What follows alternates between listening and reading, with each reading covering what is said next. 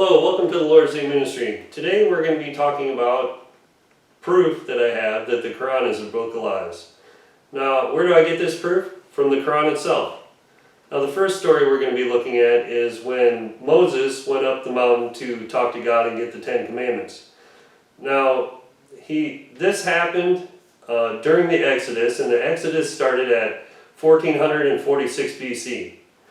Now, to understand the Samaritans and how they came into existence, you have to understand that in 587 BC, the Babylonians conquered Judea, and they took some of the Jews there. They took them captive and took them back to Babylonian.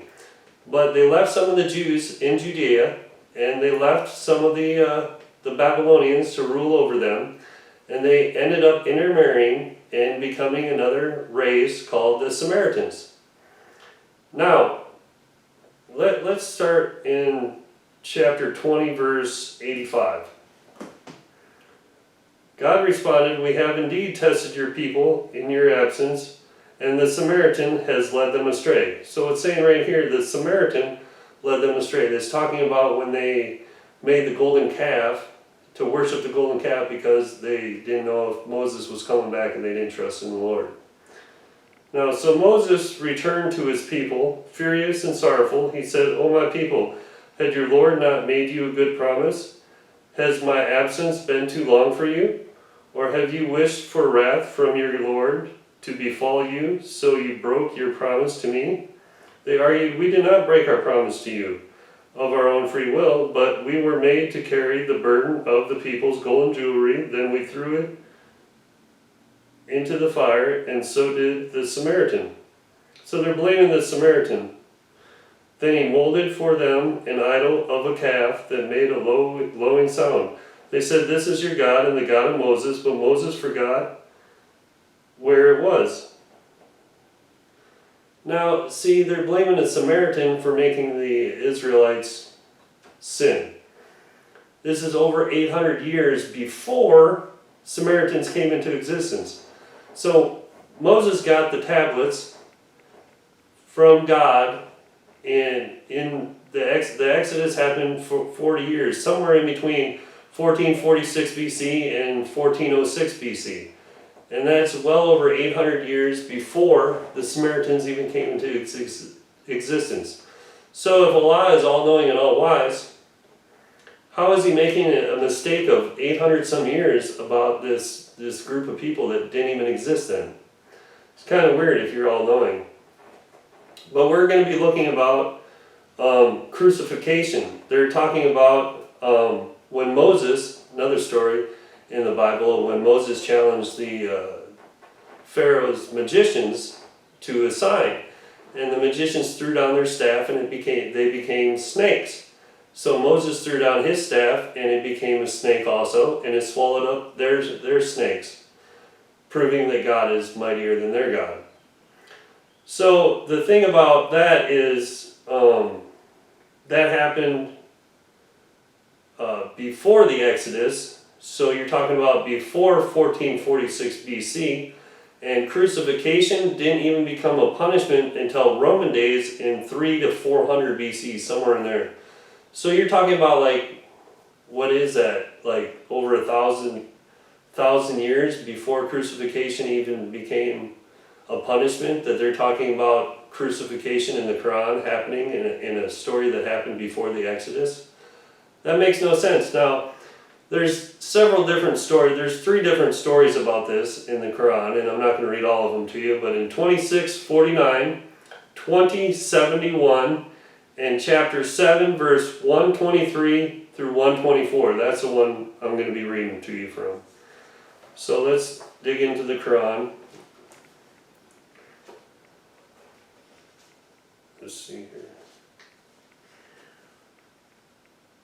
Pharaoh threatened, "How dare you believe in him before I give you permission? This must be a conspiracy you devised in the city to drive out this people. But soon you will see. I will certainly cut off your hands and feet on opposite sides, then crucify you all." Now, Pharaoh's talking about crucifying them as a punishment. What would we say, like 1,000 years before crucifixion ever came into existence. So the all-knowing, all-wise God is getting things just a little bit confused. That's kind of weird, right? An all-knowing, all-wise, perfect God should have everything correct, right? Well, not so. Now we're going to be looking at another story in the Bible about, well, in the Quran. They don't really do good about telling about biblical stories. They give a little snippet. They'll have a paragraph in something that would be like, several pages long in the Bible. So we're going to be looking about the story of Joseph when he interpreted the dream of Pharaoh. Now, that happened probably, they were enslaved for 400 years. The Israelites were slaves, so that would have happened in 1800 something BC. So we're talking about 1400 years before crucifixion. Now, this is the time period that we're going to be looking at in this story. That's going to be talking about crucifixion. Now, let's look in chapter 12, verse 41 in the Quran, if I can get there. O my fellow prisoners, the first one of you will serve wine to his master, and the other will be crucified, and the birds will eat from his head. Now this is talking about the two people because Joseph got thrown into prison, and there were two people there that one was a butler, I think, and the other one was made food for the king, or for the Pharaoh. And Joseph interpreted the dream, and one of them is going to be crucified, and the birds will eat from his head. The matter about which you inquired me has been decided. So it's talking about crucifixion. This is like 1400 years before crucifixion ever became a punishment. So here's another lie. It's just full of lies. Now we're going to be talking about shooting stars. Now we all know shooting stars are it's material from outer space that burns up in our atmosphere, and you can see a little flare. Now, the all-knowing, all-wise God, I guess, explained this to Muhammad, the great prophet, that there are fires in heaven to ward off jinn. They call them, they're demons that are trying to eavesdrop into heaven and listen in. That makes sense, doesn't it? That's an all-wise God explaining something. But there are 3 different places in the Quran that it talks about it, and we're going to be reading one of them. The first one is in chapter 15, verse 16 through 18. Second one is 37, 6 through 10. And the one we're going to be looking at is chapter 72, verse 8 through 10.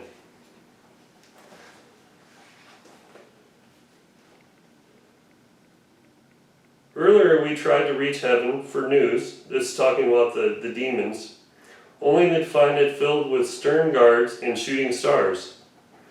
We used to take up positions there for eavesdropping, but whoever dares eavesdrop now will find a flare lying in wait for them. So the jinn, the demons, were trying to listen into God and the angels in heaven, and they're throwing fires at them, like shooting darts or something, flares.